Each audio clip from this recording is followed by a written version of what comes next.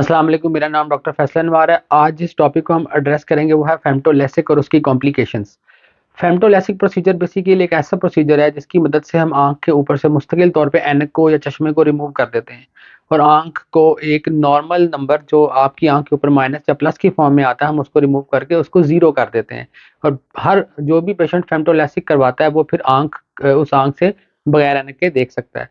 अब क्या कॉम्प्लिकेशंस आ सकती हैं फेमटोलेसिक के अंदर? सबसे पहली जो कॉम्प्लिकेशन फेमटोलेसिक में आती है वो ड्राइनेस की आती है। आंखों में आपको खुश्की महसूस होना शुरू हो जाती है। बहुत सारे पेशेंट्स कंप्लेन करते हैं कि पहले 1 माह से लेकर 3 माह तक उनको आंखों में ड्राइनेस फील होती है। वो ड्राइनेस ऐसी ड्राइनेस होती है कि वो एक ट्रांजिएंट कुछ देर के लिए रहती है, क्योंकि हमने आंख के अंदर जब लेजर किया होता है तो एक बर्निंग इफेक्ट आता है, उसमें टिश्यू एब्लेट किया होता है। उस टिश्यू एब्लेशन की वजह से ग्लैंड्स सप्रेस कर जाते हैं। उन ग्लैंड्स के सप्रेस करने की वजह से आंखों में टीयर्स की डेफिशिएंसी हो जाती है या टेम्परेरीली टीयर्स आंख में नहीं मौजूद होते या कम होते हैं, जिसकी वजह से हमें आर्टिफिशियल टीयर्स देने पड़ते हैं और आंखों में ड्राइनेस रहती है। तो इसमें कोई परेशान होने की बात नहीं है, वो ड्राइनेस टेम्परेरी होती है और वो ऑटोमेटिकली सेटल हो जाती है। सेकंड आता है कॉम्प्लिकेशंस, वो कॉम्प्लिकेशंस जो ब्लरिंग के साथ एसोसिएट होती है, यानी कुछ पेशेंट्स को प्रोसीजर के बाद भी धुंधला नजर आ रहा होता है। ऐसे पेशेंट जिनको प्रोसीजर के बाद धुंधला नजर आ रहा होता है उनके अंदर 3 चीजें हमने देखनी होती है। या तो उनका पहले से नंबर करेक्ट जो हमने किया था, जिसको हमने रिमूव किया वो ठीक कैलकुलेट नहीं हुआ, या उनकी हीलिंग प्रॉपर नहीं हुई आंख के अंदर। या थर्ड आ जाता है कि उनका जो एक्सिस था, यानी अगर वो एस्टिग्मेटिज्म या सिलेंड्रिकल नंबर लगाते थे और उनका एक्सिस भी था, वो एक्सिस गलत कैलकुलेट हो गया है। अगर वो एक्सिस भी गलत कैलकुलेट हो गया तब भी उनको माइल्ड ब्लरिंग रहती है, लेकिन जब वो पेशेंट दोनों आंखों से मिला के देखते हैं तो उनकी विजन नॉर्मली ठीक हो जाती है। सो ऐसे पेशेंट्स मोस्टली कंप्लेन करते हैं कि हमें एक आंख से तो बिल्कुल ठीक नजर आता है लेकिन दूसरी आंख से थोड़ा सा हमें ब्लर नजर आता है। तो उनमें एक्सिस का मेन रोल होता है। एक्सिस हमने जो कैलकुलेट किया होता है वो एक्सिस की कैलकुलेशन जो पेशेंट कहीं से कैलकुलेट करवा के आया होता है वो उसमें करेक्ट करेक्ट करने वाली होती है या वो ठीक नहीं होती। उसके अलावा जो कॉम्प्लिकेशंस आ जाती हैं वो पर ऑप होती है, यानी प्रोसीजर की वजह से जो कॉम्प्लिकेशंस आ सकती है वो क्या हो सकती हैं। सबसे पहले जो कॉम्प्लिकेशन प्रोसीजर की वजह से आ सकती है वो आके थिन फ्लैप्स, यानी आपका जो फ्लैप हमने क्रिएट किया है वो थिन फ्लैप था और उसमें फोल्ड्स आ गई या कोरुगेशंस आ गई। हमें उन कोरुगेशंस को कई दफा वो ऑटोमेटिकली खुद ही से सेटल हो जाती हैं आंख को ब्लिंक करने के साथ, या उनको कई दफा हमें बाद में आयरनिंग इफेक्ट करके या उन दूसरे दूसरे मनूवर्स करके हमें उन उन फोल्ड्स को रिमूव भी करना पड़ता है। उसके अलावा जो कॉम्प्लिकेशंस हमें आती हैं वो आती हैं एडीमा हो जाता है, आंख के अंदर स्वेलिंग ज्यादा हो जाती है। यानी नॉर्मल स्वेलिंग जो फेमटोलेसिक के पेशेंट्स में होती है वो तो एक एक नॉर्मल प्रोसेस है, लेकिन उस स्वेलिंग से थोड़ी सी ज्यादा स्वेलिंग हो जाती है। ऐसी स्वेलिंग को सेटल होने के लिए 2 से 3 हफ्ते भी कई दफा लग जाते हैं। ऐसी स्वेलिंग को सेटल करने के लिए हमें स्टीरॉयड मेडिसिन देनी पड़ती हैं ताकि हम उसको सेटल कर सकें। इसके अलावा जो हमारे पास कॉम्प्लिकेशन आती है उसको हम बोलते हैं स्ट्रोमल एडीमा, यानी आंख के फ्लैप के नीचे जहां हमने एब्लेशन की है या टिश्यू रिमूव करके करेक्शन किया है उसमें पुतली की डीप लेयर्स के अंदर एडीमा आ गया है। उस एडीमे को रिजॉल्व करने में भी टाइम लग जाता है 3 to 4 वीक्स, अगर वो फोल्ड्स क्रिएट करने की वजह से हुआ है। इसको हम स्ट्राइएट एडीमा बोलते हैं। ऐसे पेशेंट्स जिनके अंदर इन्फेक्टिव एलिमेंट हमें मिलता है, यानी उसमें केराटाइटिस हमें मिलता है, या पहले तो स्टेराइल केराटाइटिस को हमने रूल आउट करना है इन्फेक्टिव केराटाइटिस के साथ। अगर हमें इन्फेक्शन का एलिमेंट मिलता है तो भी ट्रीटमेंट लंबा जा सकता है। इन्फेक्शन से हमने आंख को हर हालत में बचाना होता है। प्रोसीजर के प्री रेक्विजिट्स तो इंटरनेशनल स्टैंडर्ड्स के होते हैं, हम उसमें कोई कोताही नहीं करते, लेकिन पेशेंट को भी चाहिए कि वो अपनी आंख का मुकम्मल तौर पे ख्याल रखे।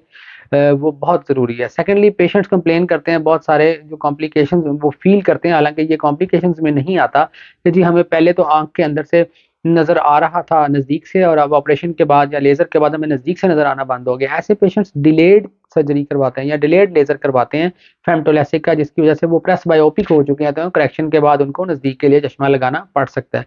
अदर कॉम्प्लिकेशंस जो इस केस में आ जाती हैं वो आ जाती हैं हमारे फ्लैप के अंदर इरोजन्स बन जाना या किसी किस्म का जख्म क्रिएट हो जाना। ऐसे केसेस में जो हीलिंग प्रोसेस या हीलिंग टाइम है वो बढ़ जाता है, हमें उसके अंदर मल्टीपल मैनूवर्स करने पड़ते हैं, बार बार ऑइंटमेंट्स भी देनी पड़ सकती हैं या हमें ड्रॉप्स का टाइम बढ़ाना पड़ सकता है। अदर कॉम्प्लिकेशन जो इसके अलावा आती हैं वो आ जाती हैं फ्लैप कट जाना, अल्लाह फ्लैप का टियर हो जाना। अगर फ्लैप किसी का कोई कट गया है या फ्लैप के अंदर कोई टियर क्रिएट हो गया है तो उसको भी रिकवर करना मुश्किल होता है, उसके अंदर भी थोड़ी सी कॉम्प्लिकेशन सीवियर होने का खतरा होता है और उसमें विजुअल कॉम्प्रोमाइज होने का भी अंदेशा हमें रहता है। अदर कॉम्प्लिकेशन जो इसके अलावा आती हैं उनके अंदर आ जाता है जी फ्लैप की पोजीशन, यानी फ्लैप की जो पोजीशन थी वो सेंट्रल नहीं क्रिएट हुई बल्कि थोड़ा सा पैरासेंट्रल फैट फ्लैप क्रिएट हो गया, और जब हमने उसको प्रॉपर पोजीशन किया तो वो पोजीशन नहीं हो रहा और आंख की ब्लिंक के साथ उसके अंदर फोल्ड्स क्रिएट हो रही हैं। ऐसे फ्लैप्स के अंदर हमें पेशेंट को थोड़ा सा ज़्यादा टाइम देना पड़ जाता है और उसके अंदर हम आंख को दबा के रखते हैं ताकि आंख के अंदर फ्लैप फ्लैट रहे, और फ्लैप पेशेंट को हम ये कहते हैं कि आप आंख को ब्लिंक करें लेकिन उसको रब मत करें। अगर आंख को रब करेंगे तो फ्लैट की पोजीशन चेंज होने का खतरा उसमें डेवलप हो सकता है। तो मेजर कॉम्प्लिकेशंस यही हैं। जो माइनर कॉम्प्लिकेशंस इसके अलावा जो डेवलप होती हैं वो बबल्स का आ जाना फ्लैप के अंदर, जो ऑटोमेटिकली सेटल हो जाते हैं बाद में। फ्लैप के नीचे जो हम टिश्यू एब्लेट करते हैं उसमें पेशेंट का आंख को मूव कर देना, एब्लेशन बिल्कुल दरमियान में ना होना बल्कि थोड़ा सा साइड से उसका लेजर हो जाना। ऐसे में मशीन के अंदर एक ट्रैकिंग मैकेनिज्म होता है, अगर ऐसा कुछ हो रहा हो तो मशीन ऑटोमेटिकली रुक जाती है और जब तक पेशेंट की आंख की पोजीशन नॉर्मल नहीं होती पेशेंट उस लेजर को दोबारा मशीन सॉरी उस लेजर को दोबारा से स्टार्ट नहीं करती। तो हम वहाँ पे ही प्रोसीजर को रोक देते हैं। जब पेशेंट अपनी आंख को दोबारा स्टेबलाइज करता है तब हम करते हैं। कुछ और कॉम्प्लिकेशंस ऐसी भी होती हैं जिनमें पेशेंट जब टेबल पे जाता है तो उसको एंग्जाइटी का मसला आ जाता है, पेशेंट थोड़ा डर जाता है, डरने की वजह से उसको आंख के अंदर टेम्परेरीली जब हम वैक्यूम लगाते हैं तो नजर आना बंद हो जाता है, अंधेरा सा नजर आने लग जाता है। ऐसी कोई बात नहीं होती, वो एक ट्रांजिएंट छोटा सा पीरियड होता है जिसमें आपको ऐसी फीलिंग आती है और वो ऑटोमेटिकली सेटल हो जाती है। इसमें कोई घबराने की बात नहीं होती। टोटल प्रोसीजर का टाइम 10 to 15 मिनट्स होता है और उसके अलावा जो हम वॉश करते हैं आंख को, आंख में टिश्यू को स्टेबलाइज करते हैं, आंख को स्विच करते हैं, बाकी उसका टाइम होता है जिसके अंदर आपको थोड़ा सा ज़्यादा टाइम 20 मिनट्स तक लग सकता है। तो ये तो थी कुछ कॉम्प्लिकेशन जो डेवलप हो सकती हैं किसी भी ऐसे प्रोसीजर में जिसमें फेमटोलेसिक अटेम्प्ट की जा रही है। मेजर कोई कॉम्प्लिकेशंस नहीं होती, हमने नहीं देखा कोई ऐसी एक्स्ट्राऑर्डिनरी कॉम्प्लिकेशन जो जो पेशेंट में आ जाए। डायबिटिक पेशेंट्स में खतरा ज़्यादा होता है कि अगर वो डायबिटीज़ के हैं, टाइप 1 डायबिटीज़ है उनको और वो इंसुलिन थेरेपी पे हैं या टैबलेट्स ले रहे हैं तो उनके अंदर इन्फेक्शन का रेट बढ़ा हुआ होता है। उनकी डायबिटीज़ का कंट्रोल होना बहुत ज़रूरी है। सेकेंडली, प्रेग्नेंट वुमेन में हम डिस्करेज करते हैं, बल्कि बिल्कुल भी नहीं करते हम उनको उनके अंदर ये प्रोसीजर नहीं करते क्योंकि कॉर्निया का रिफ्रैक्टिव इंडेक्स, कॉर्निया के स्ट्रक्चर में चेंजेस आ रही होती हैं। ऐसे केसेस के अंदर भी हम फेमटोलैसिक या कोई भी रिफ्रैक्टिव सर्जरी का प्रोसीजर कंडक्ट नहीं करते। वो पेशेंट जो रेसलर्स होते हैं, जो फिजिकल स्पोर्ट्स में इन्वॉल्व होते हैं, उनके अंदर भी हम फेमटोलैसिक नहीं करते, उनके अंदर भी हम पीआर के प्रोसीजर करते हैं क्योंकि उनमें फ्लैप्स के टियर होने का, टॉर्न होने का या डिस्प्लेस होने का खतरा मौजूद रहता है। तो ये तो थी कुछ कॉम्प्लिकेशंस जो फेमटोलैसिक से एसोसिएटेड है। होप आपसे इनसे फायदा होगा। Thank you very much.